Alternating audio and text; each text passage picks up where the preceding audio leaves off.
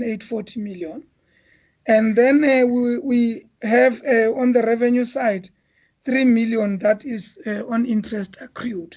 And the total budget for the ARF is 50 million, of which we're looking at, we're breaking down into targeting 3 million for cooperation, 5 million for promotion of the democracy, 8 for prevention and resolution of conflict, and 24 for socioeconomic development, and 10 to humanitarian assistance.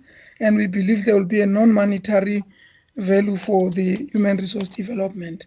I must indicate that this is the end of my presentation of both the strategic plan and the annual performance plan of the entity. I submit.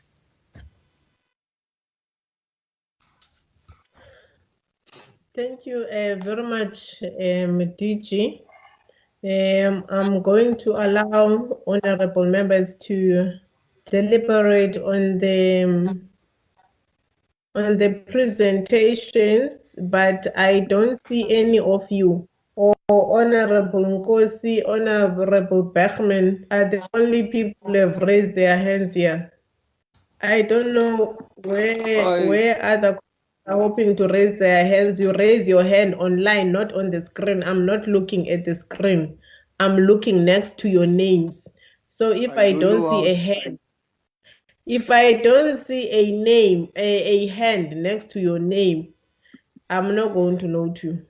You must be used to this technology because you are going to live with it for a very long time. So can you raise your hands here on your computers? There's a hand. There's a hand on your computers.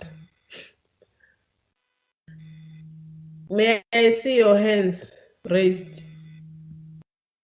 Sanu, don't call me because I'm not going to answer your calls. Don't call me. Raise your hands here.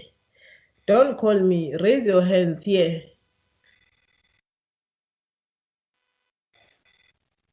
Raise your hands. I see Honorable Bergman, you are number 1. Honorable Nkosi, you are number 2. Those are the hands I see. Then whilst I'm waiting for you to raise your hands there's a hand there. Click the hand. Click the hand there. Chairperson, I've been clicking my hand for a number of times. You don't seem to be recognizing me. Alright, there's no hand of yours here next to your name. Rev. Yes, I see no hand of the Rev here next to you. Yes, written raise the hand. Click there. I've done that. I've done that. Switch off mute your mic. Very good. Honorable Bergman, platform is yours. Chair, thanks very much. And I'd just like to say to the Honourable Reverend that I'm glad that he's healthy again and that he pulled through. We were very worried about him. Chair, if I may, first of all, if I can just say to the Minister, thank you very much for what she has done in the repatriation side of things. We're obviously a bit concerned, and it would be remiss of us not to mention China at this stage and what's been happening from a Chinese point of view, with both the recalling of the ambassador and then, of course, what was happening in terms of the diplomacy side. Now, in our annual performance plan, the DG's mentioned that obviously we want to look at BRICS, and when we look at China, we're looking at the situation where we've had an evacuation from Wuhan, and now we've got people already there. We want people wanting to go back to Wuhan, and we want people that want to be evacuated from Wuhan.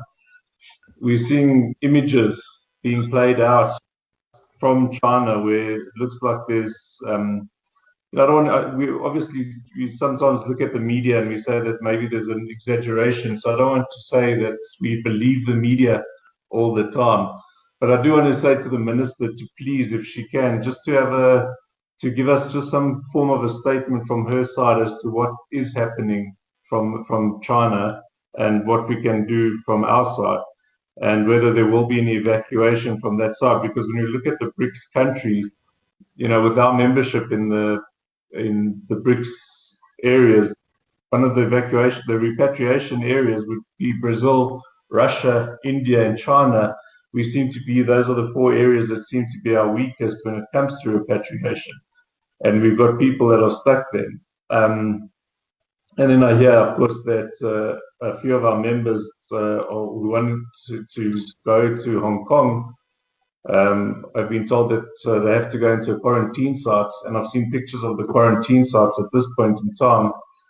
And if you see the pictures of that chair, I mean, there's blood on the floors, and there's, people are meant to be staying there.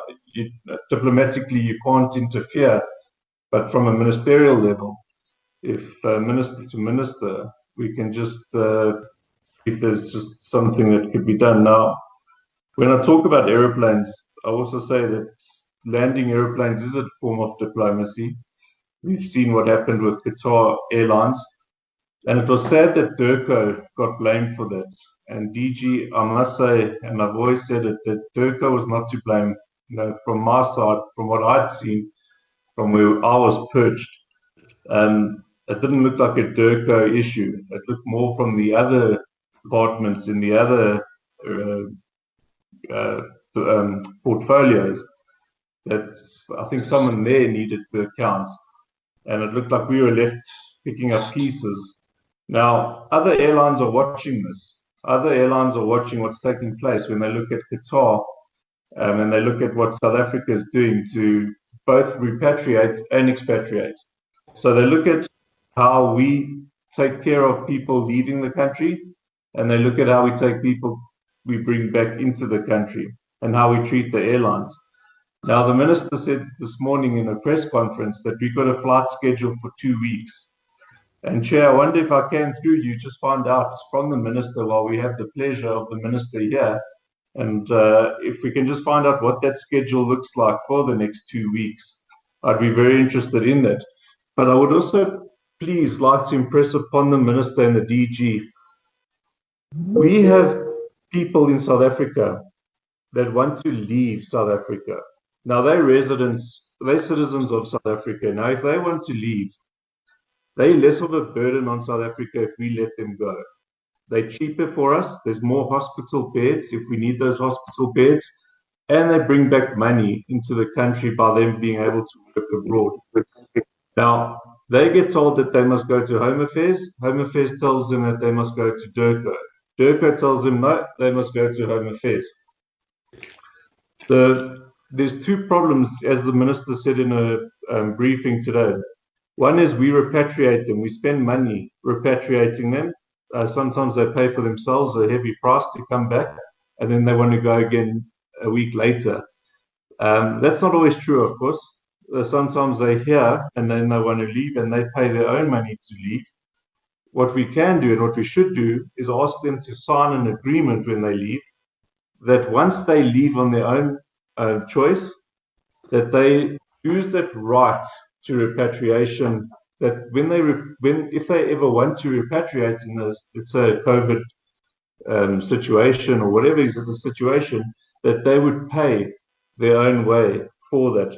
But what I would appreciate from the minister and from the DG is if we can make some sort of resolution that we allow South African citizens to at least go work abroad, because that would help the country. It would free up hospital beds.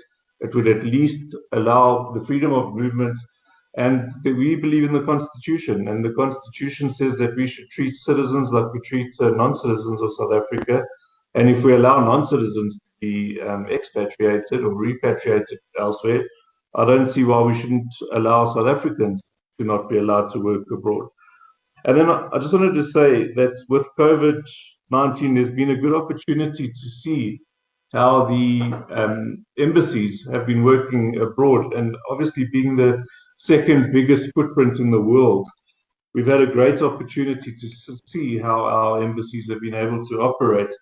But as I say, we've also been able to see how membership has been working, how we've had our BRICS membership, our AU membership, and this is a good opportunity to see what benefits we've been getting from our membership states. Now, we've got South Africans stuck in areas such as Russia. We've got South Africans stuck in areas such as New Zealand. We've got South Africans stuck in Vietnam, Bangkok, Thailand. These South Africans are suffering. When we talk about suffering, we're talking about people that are no longer being fed. They're living on rations. No longer have right. They can no longer get medication. They can no longer cross borders. And we're trying to get them onto aeroplanes. We're trying to get them to cross borders. We're trying to do everything possible. And, we are asking through the minister and through DIRCO to use whatever means possible through their memberships, through the expense of our memberships, to please try diplomacy to see where we can at least try help people that are on their, what we call code blue, where they're really on their last days. We're going to get to a point where if you can't get people off ships where they're suicidal, we can't get people off, when they don't have money left, they don't have food left or their medicine. We're really hitting a stage where we're going to start having to count not just COVID deaths, we're going to have to start counting suicides or death by hunger. And then I just want to ask the DG from my side, or the minister has also mentioned, these repatriation flights. The minister spoke about that there's been a sponsorship with SASL. Now, this was a good sponsor, and then we hear that a lot of the SAA flights had actually already been paid for in some way or another, that the people would possibly be repatriated. I know with the Brazil flights, it would almost start off that the South Africans would have to pay a nominal fee. The bank details, it looked like the bank details went to South African Airways. Then there was a video of a certain ambassador that said that DIRCO was collecting the money. I don't want to get the ambassador into trouble, but I just wanted to find out from either the DG or the minister, who does actually collect that money from the passengers themselves? Where does that money go? And what is that money for? Because I think it was the minister that said that it's actually not even coming from the DIRCO budget. And then, as I said, I just wanted to once again say that hopefully in the next 2 weeks we'd be able to repatriate the rest of our South African citizens with their constitutional right to consular services. Thank you very much. That was too long, Honorable Bergman. Can we be short in raising our questions? Let's leave preambles out of our questions so that we are able to have a fair share of interacting with the department and the presentations, honorable members. Otherwise, we are chowing our own time. I am Honorable Nkosi, followed by Honorable Msane, Honorable Mwela, Honorable Ngola, Honorable Mpanza, Honorable Swartz. So, yeah, in that order.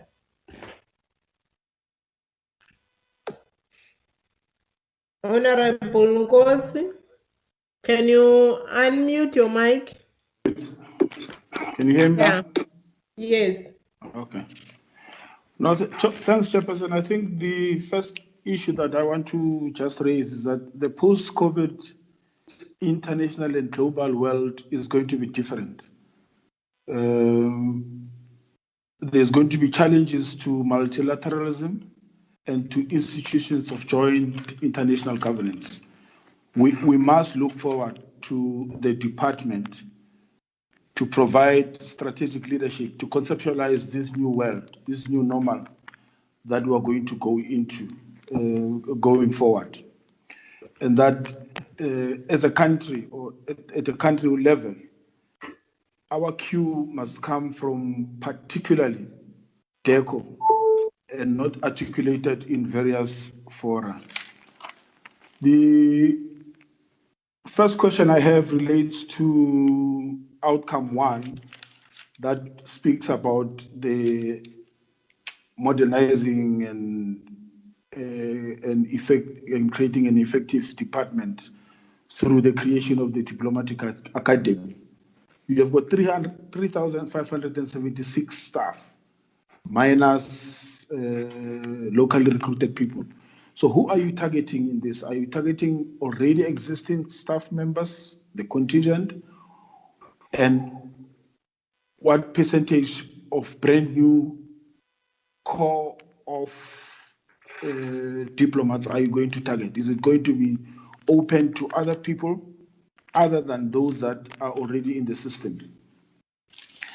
I would also request that the regionally intervention strategy be forwarded to us. The other issues around stopping guns, proliferation of guns in the continent. We hear and read through newspapers that Dinel is actually selling arms, so we're told, to belligerents in Syria.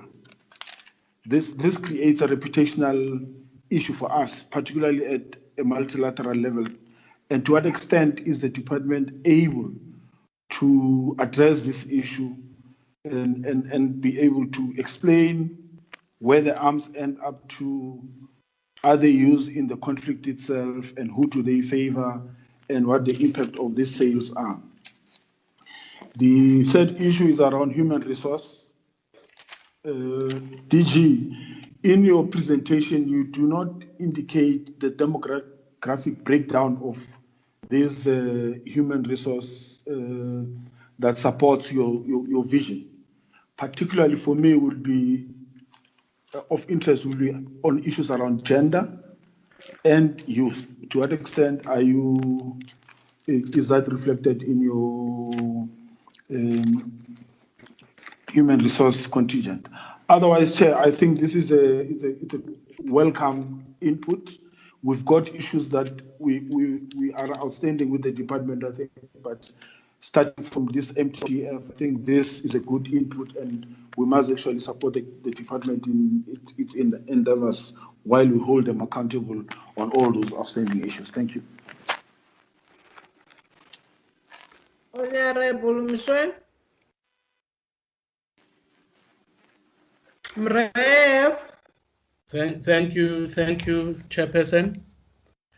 The first question, in the Minister's introduction, she referred to a text on civilians in Mozambique.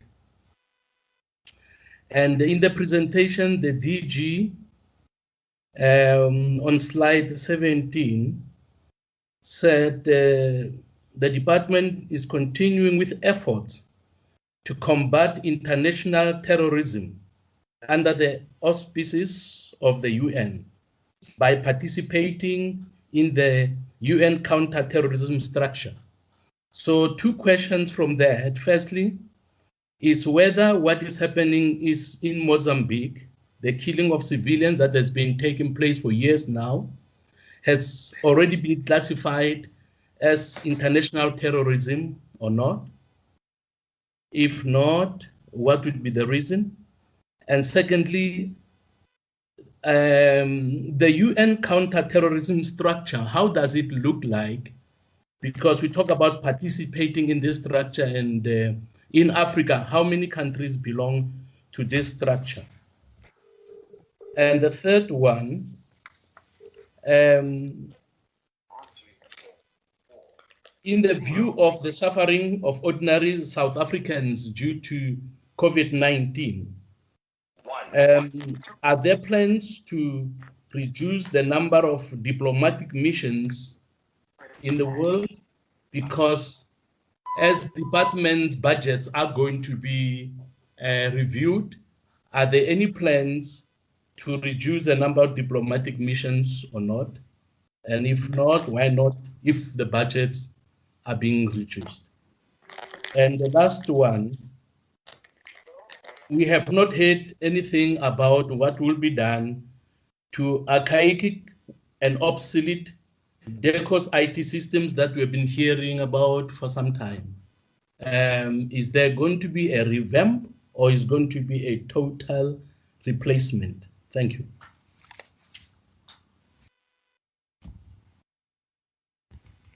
Thank you, Chairperson. Honorable Msane. Thank you very much, Chair. I would like to start by saying condolences to all those families that have lost their loved ones from this virus. Secondly, Chairperson, we have to note that there will be global patterns of change of global power. And there is an allocation of about 8 million, which is going towards the Foreign Policy Review Panel. If we can get an indication or a report on what analysis has been done to date on predicted changes that will happen post-COVID-19 to the foreign policy of South Africa. And then the African Development Bank Chairperson has predicted an economic growth of 3.9 in Africa. This was prior to the COVID-19. So can we get an indication of what does this growth stand at currently and how does it impact the economic growth of South Africa? And then, Chairperson, I wanted to touch on the role of SADC, because SADC has issued lockdown regulations. How are these going to be coordinated, seeing that now countries are easing lockdowns and SADC people are stuck in countries without information, and how will we resolve this issue without affecting human rights? And then the issue of elections in the continent, as the minister has touched on Burundi, which was happening yesterday, and soon Malawi and Ethiopia. What I would like to know is, has the to take is to remove all imperial military bases from Africa. That is the only way that this will work. Chairperson, on issue of repatriation of South Africans, the main issue that this committee should have is the lack of information from the department, lack of information from our ministers, people. And they will always come to us as a first touch when they are in a crisis, but we're not getting responses. The department, the DG used to communicate with us, and all of a sudden, everything just kept on silent. We are in the dark. The website of DIRCO is not updated daily. On the issue of repatriation, the last update was on the 4th of May. So we are not getting information. I requested previously that we need an update of all missions, the ambassadors, the contact details. This was before COVID-19. And now we are stuck in COVID-19. We don't even know who to contact where. The people at the department are not responsive, Chairperson. So if we can please get that data as soon as possible so that we can also play our overall as Parliament. Thank you very much, Chairperson. Thank you very much, Honorable Msane. Just a reminder to you, honorable members, you are live on 408. So it's important that you behave as we are busy with our meeting, and our meeting is in progress. Honorable Muena, you're the next speaker. Well, thank you so much, Honorable Chair, for the opportunity. Let me first welcome the presentation from the department and also the input made by the Honorable Minister earlier on when we were opening this meeting. She made a very progressive input and gave us a scenario on what is happening throughout the country as far as the COVID-19 is concerned. I nearly said COVID-19, but as far as COVID-19 is concerned, thank you very much for that, Honorable Minister. We really appreciate the brief that you just gave us as members of Parliament, and in particular this Portfolio Committee. Most of the issues, I think, Honorable Chair, I'm covered by Honorable Nkosi, especially on the issue of human resource, which touches issues of gender, the youth, and the people living with disabilities.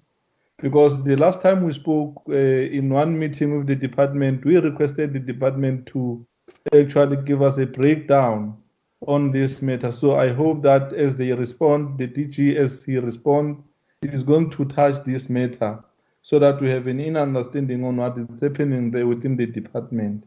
On the other matter, Chair, that I think it's important, the issue of organizational structure.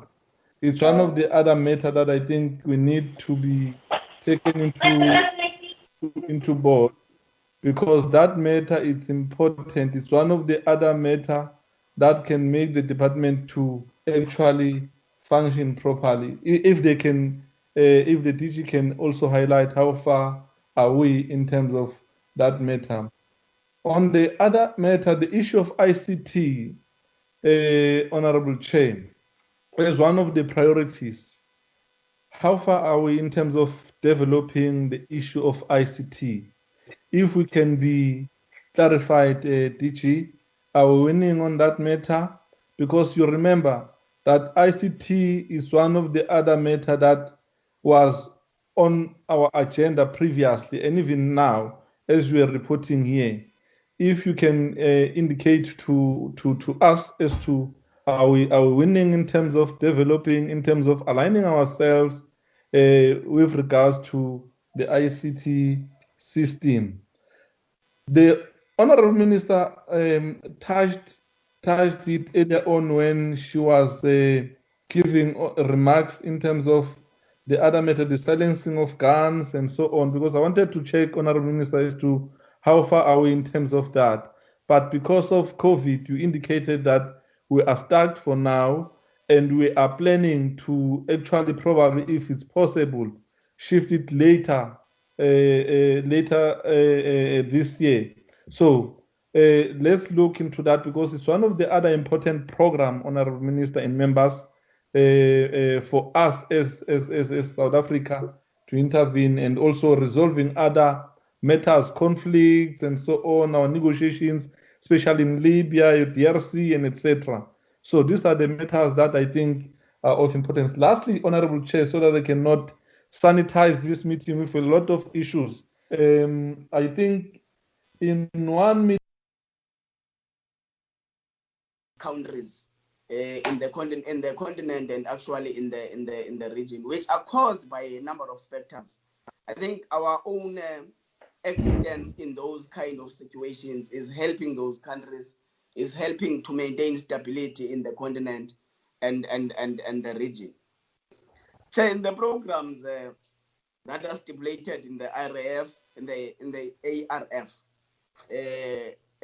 I've noted that in the conflict resolution, there is an 80% funding in the 2020-2021 financial year, but there is only 20% funding in the 2021-2022 and 2022 and 2023 financial years. So I would like to check what are the causes to such a huge gap in these different financial years. Another thing is the socio-economic development and integration. It's the same situation of having 8% on the 2020-2021 financial year and having too much lesser percentage in the next financial years.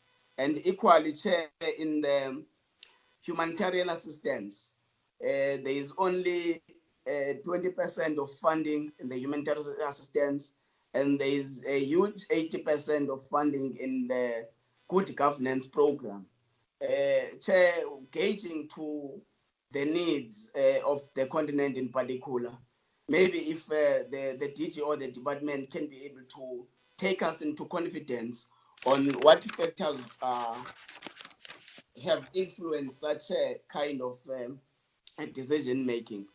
An issue of human resource development, which Honorable Ngozi has touched on.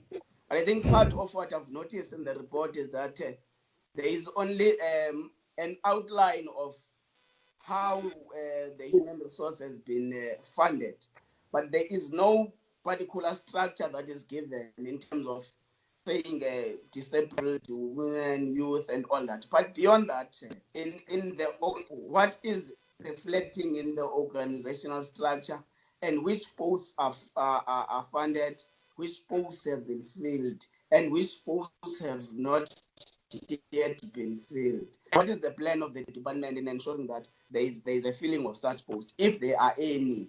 The last one, Chair, is an issue of audit management or audit-related process. What is the actual plan to counteract the irregularities and the findings that were found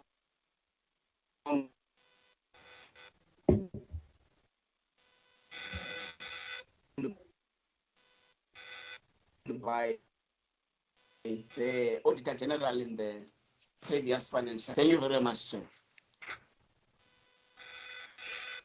Honorable Mpanza.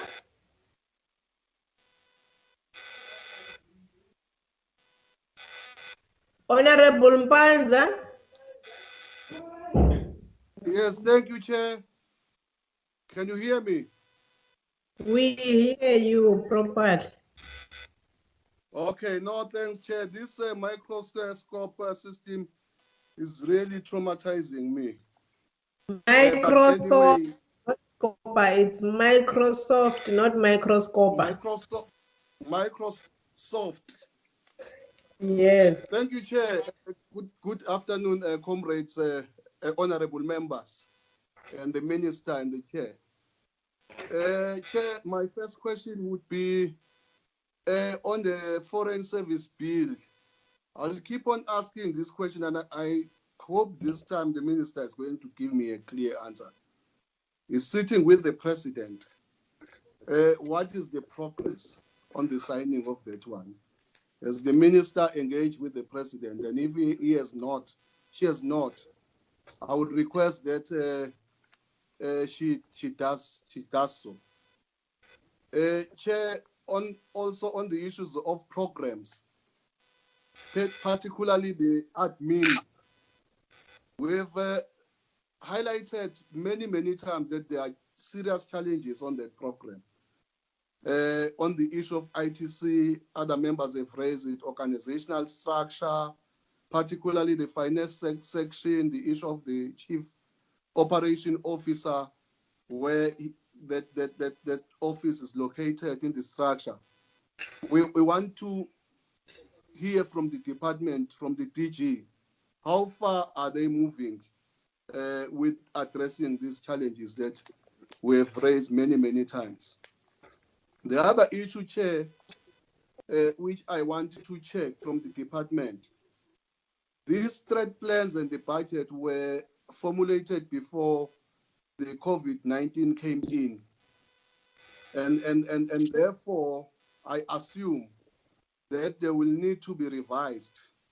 I just want to check from the DG, when are they planning to submit the revised plans and budget because of the impact of the COVID-19? Of course, the plans and the APPs, we always emphasize the fact that they must be smart principled. But I can tell you for sure, Chairperson, that they are no longer smart principled now, because most of the things they've put here, they are in one way or the other affected by the COVID-19. So we want to know, when are we going to get the revised strat plans and the APPs and the budget? And then, Chair, the last one. When are we going to get a roadmap from the department, which is going to enable us as a committee to monitor the implementation of all these plans and the budget, and many more outstanding issues that the department still owe us responses? We would like to have that roadmap that will come with clear time frames and who is the responsible person, so that we will use that as our dashboard to monitor the implementation of all these things that the department is presenting before us. Thank you very much, Chairperson. Honorable Swartz. Thank you, Chair. Chair, we welcome both the presentations and we also welcome the input by the Minister.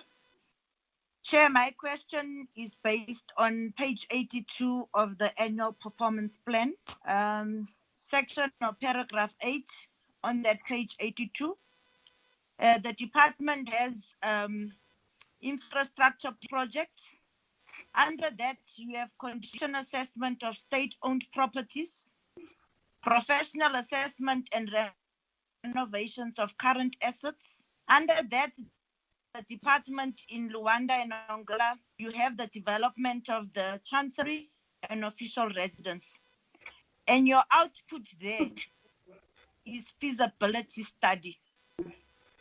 In Namibia, you want to renovate state-owned property for the midterm expenditure of 3 years. The bill also shows you will have powers on properties. I'm requesting that the department take notes of the following questions as they will need responses in writing. My first question is that is DIRCO Property Management Unit appropriately configured to deal with the responsibilities for property management value chain? Can the department give a breakdown of the personnel, their qualifications and skills? Does the department have the personnel with the following skills? Real estate management, property evaluations, quantity surveyors, project management staff? If not, how are you hoping to do this as a department to implement the property management of the department? When is the department going to review its property management strategy to be in line with the new mandate provided in the bill? What is the department doing to prepare for the implementation of the section of the bill that speaks to property? From our last meeting on the 18th of March 2020, what you gave us as a report/strategy from your records, it shows that with the New York project, you were talking to what the department comprehensively. For example, in New York, there was no feasibility study, there was no groundwork done. As I stated, I would like that this response is given to us as the committee in writing. I thank you, Chair. Thank you, honorable members. DG, when you were doing the presentation, on African Renaissance Fund, you deliberately skipped a particular paragraph in a particular slide that refers to SADPA. I don't know whether that was deliberate or not. In your previous reports, you've been referring to the repeal of the current ARF Act. What are the timeframes? Because we've been hearing that thing consistently and no action at all from the department when it comes to the establishment of the ARF. The cabinet in 2010 took a decision to say that there has to be a South African development SADPA. So I don't know how you're hoping to change that decision. And subsequent to that, a bill was tabled in Parliament on 2012. I don't know how you hoping to change that without a due process, because you are dilly-dallying when it comes to this bill and to the establishment of SATPA.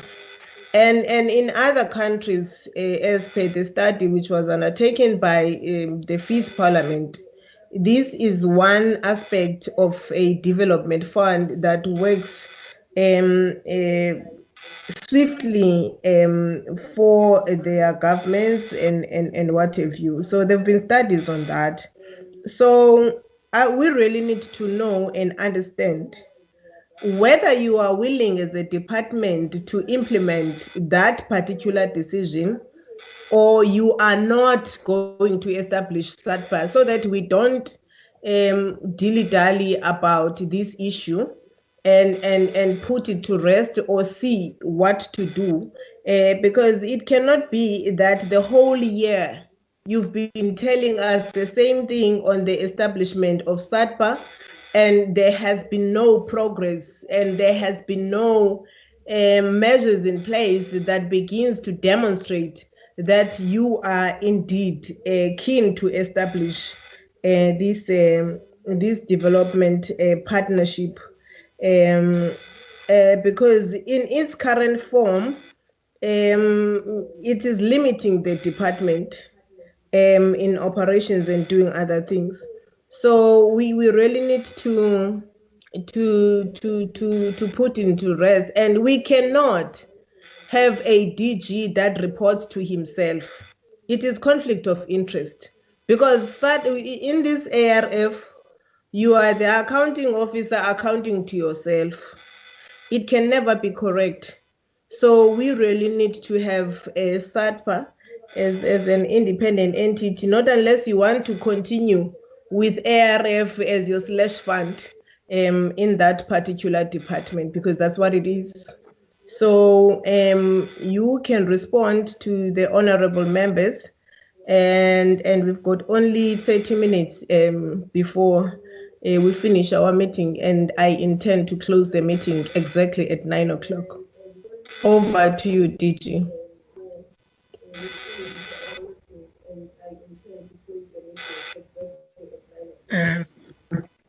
Thank you, Honorable Chair. I'm with my principals. I'll attempt to quickly go to the last question before I start with others.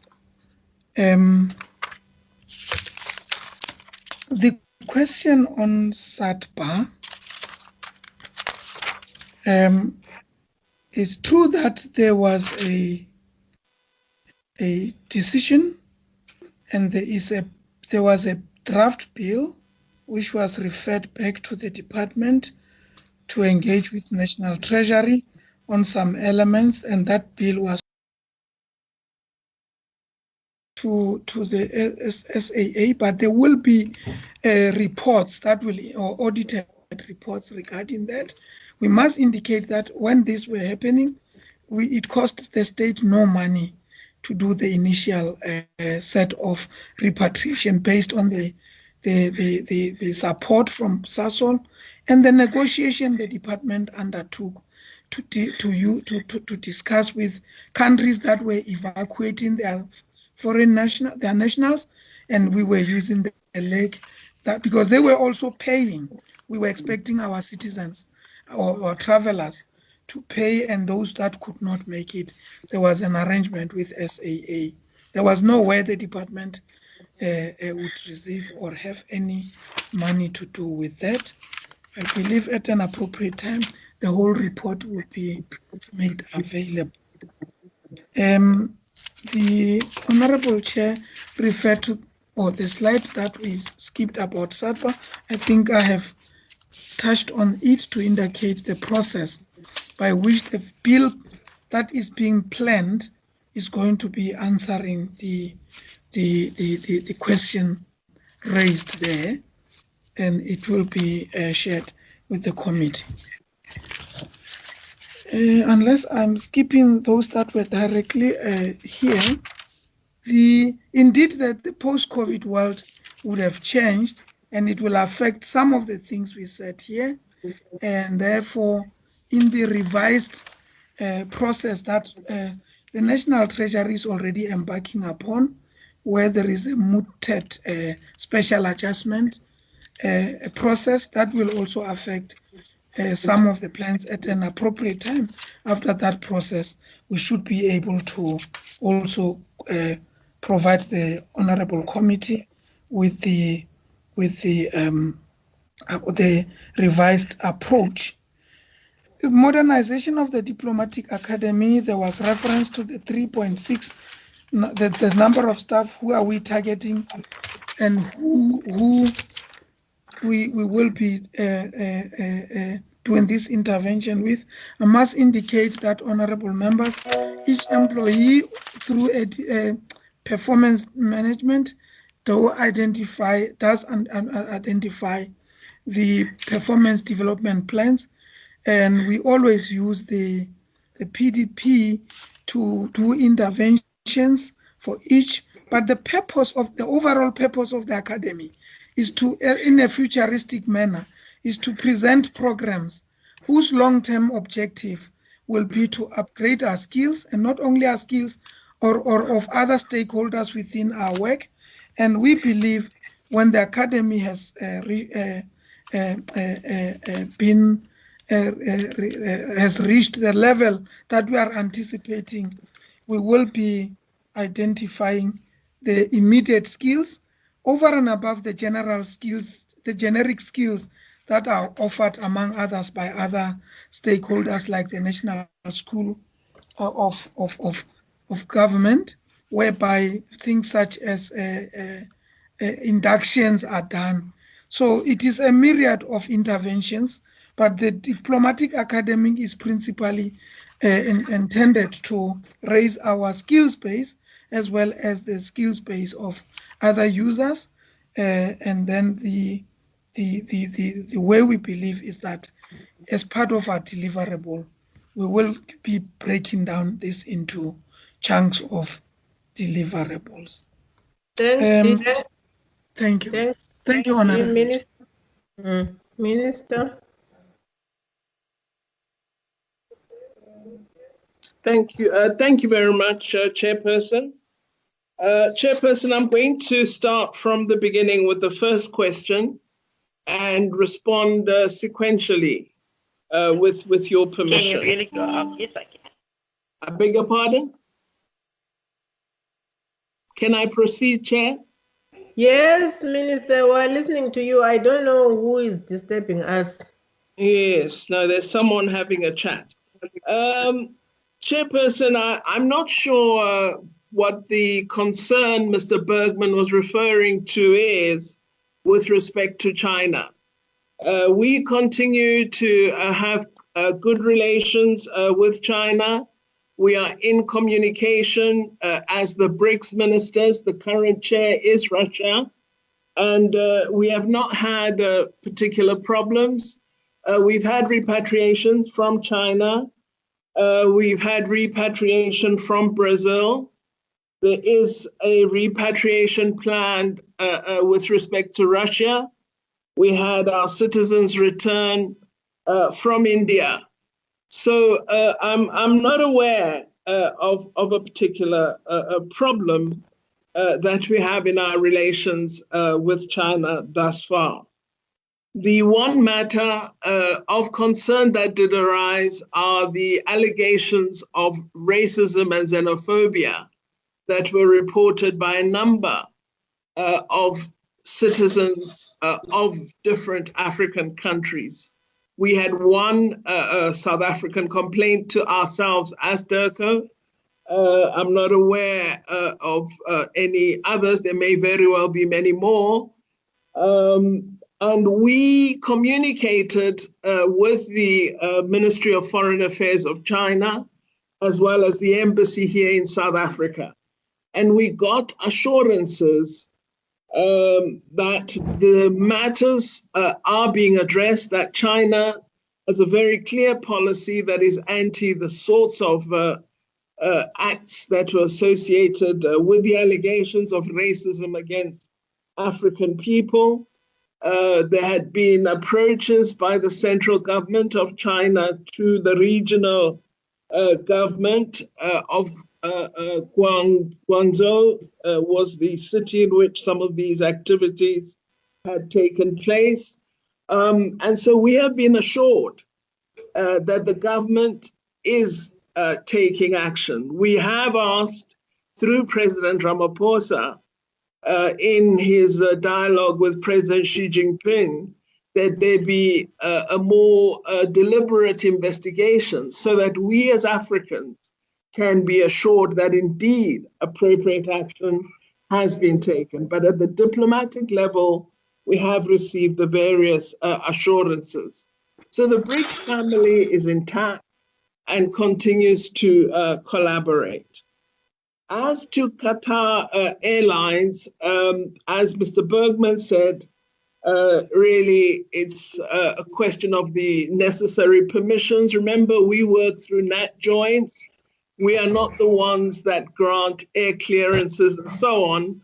But I must say that Qatar Airlines wanted to board non-South Africans on the airline. We, when we repatriate, are not carrying out a commercial exercise of bringing visitors to South Africa. We could not agree to that.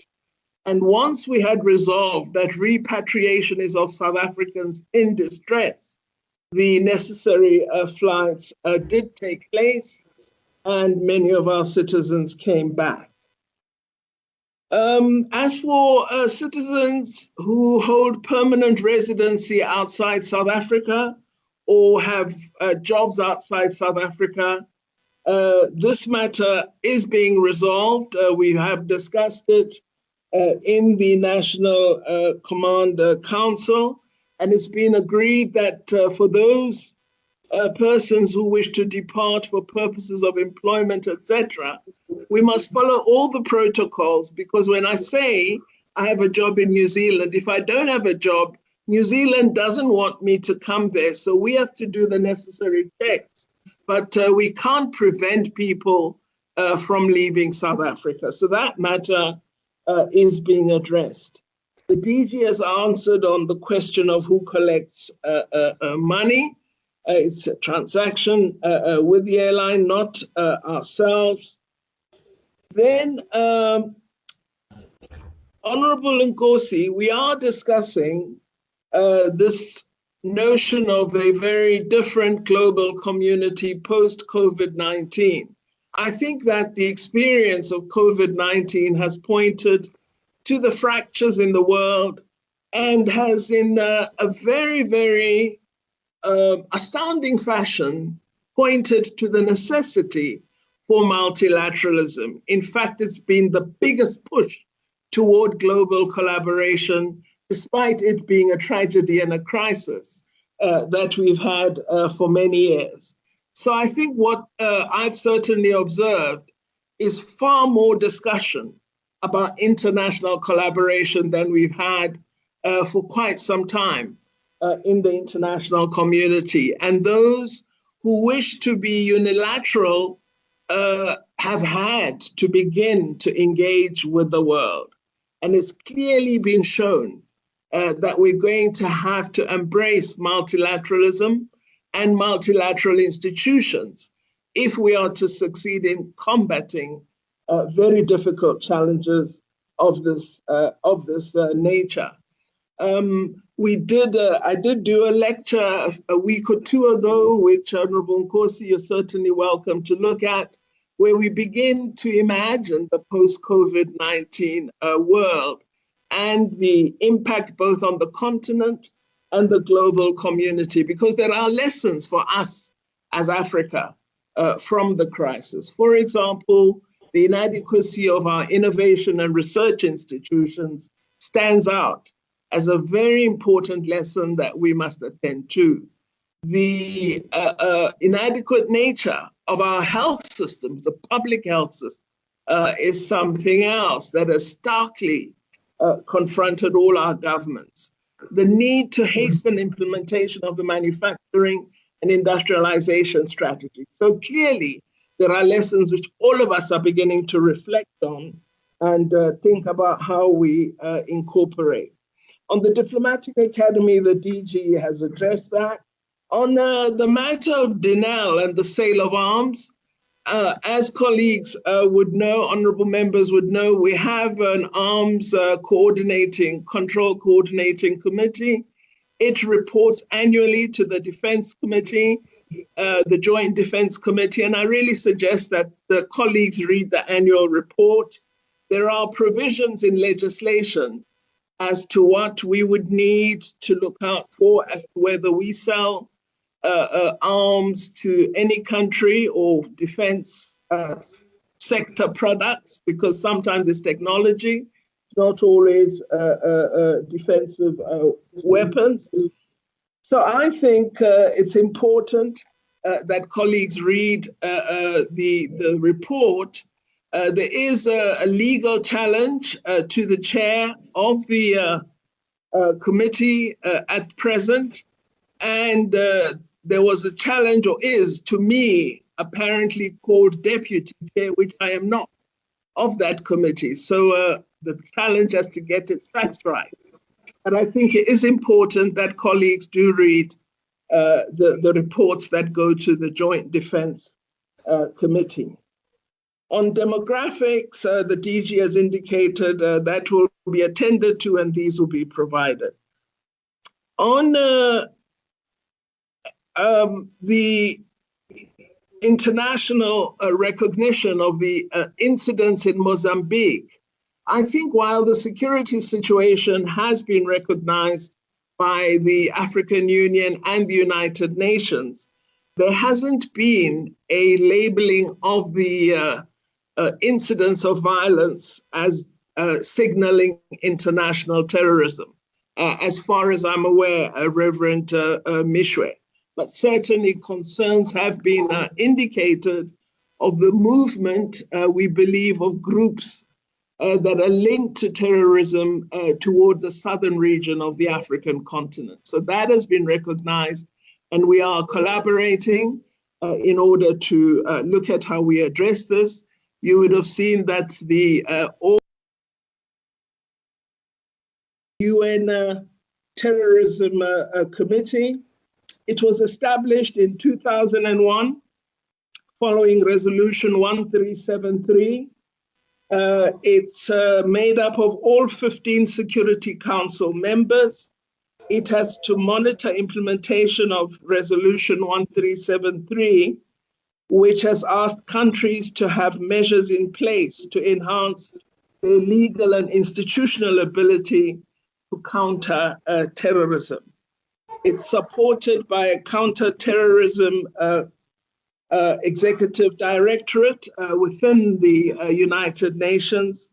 And I think that hopefully gives answers to the various questions that have been posed by colleagues. I'm just trying to see whether there are any that I have forgotten. If there are, colleagues will alert me and I will attempt to respond to them. Let me say, I think DG addressed the IT system matter.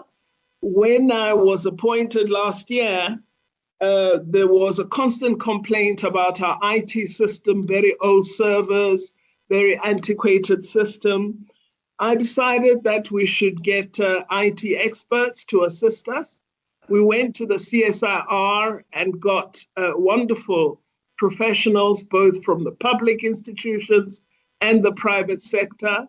And what was exciting was they volunteered their expertise without wanting any remuneration from the department.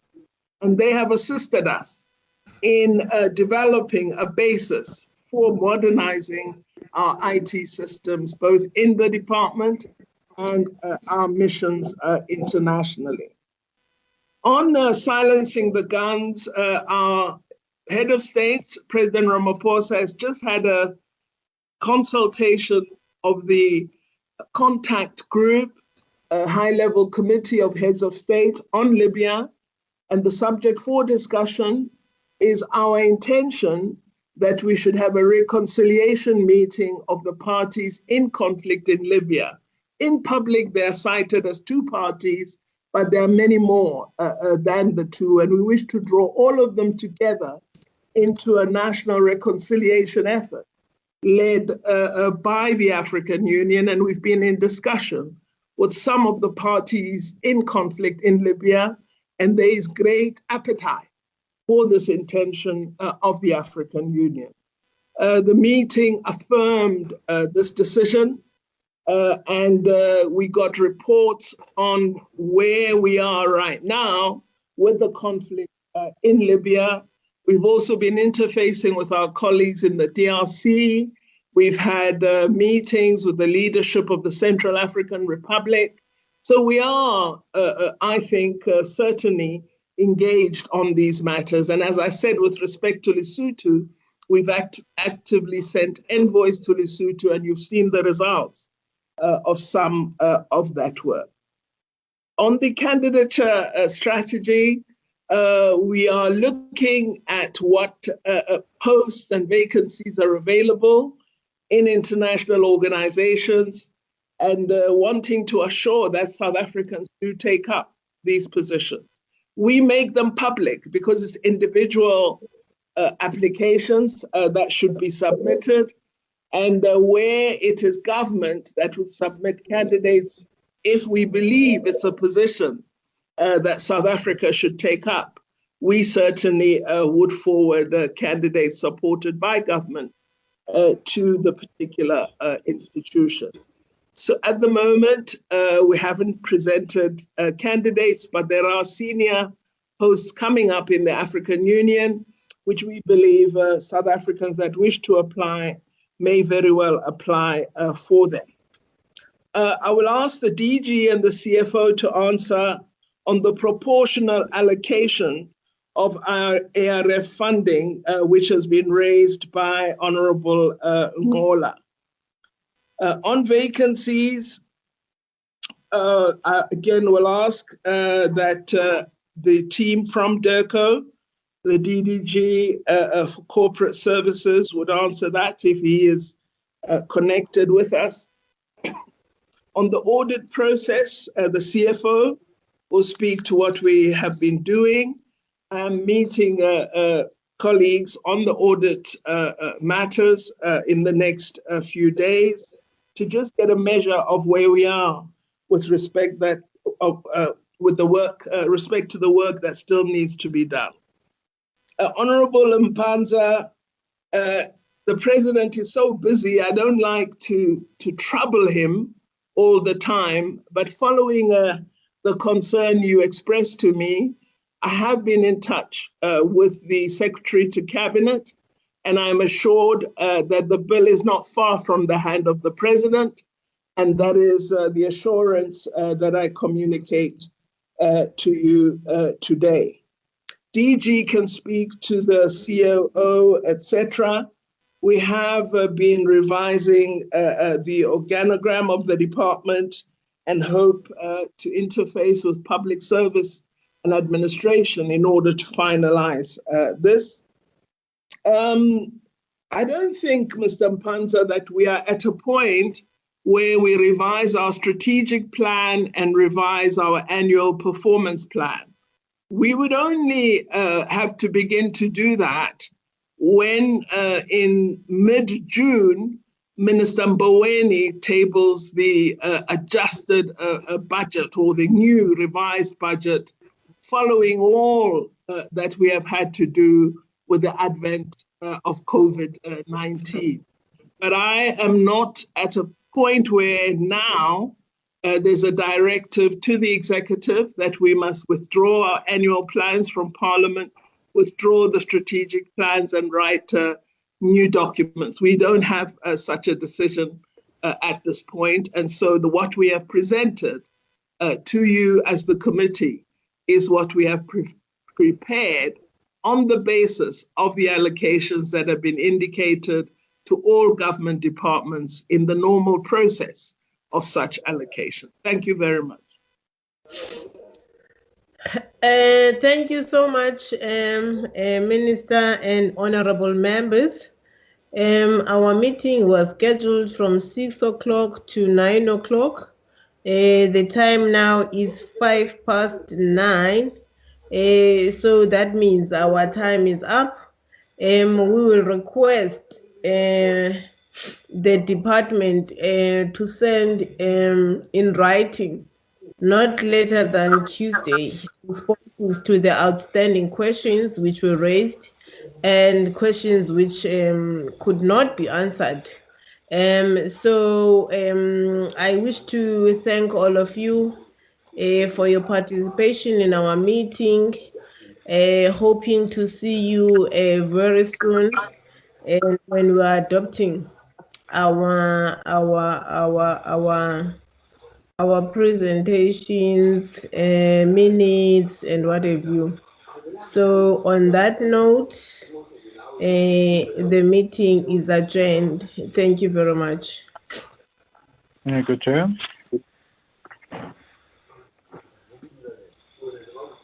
Thank you, Chair. Thank you, Chair. Thank you, Chair.